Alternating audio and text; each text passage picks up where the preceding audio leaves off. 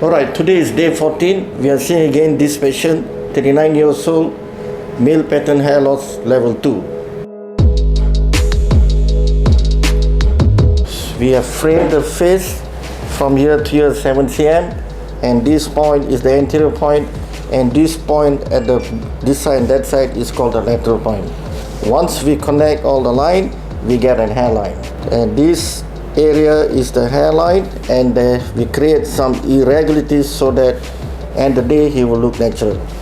We achieve a very good density, and the angle and direction is already perfect. And to this day 14, patient have done a superb graft care. All the scabs are already out, and again we are seeing all the plantar hair is still there. There's no any dislodgement.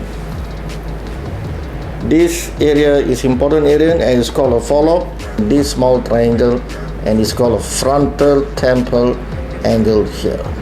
Are you happy? Today your day 14?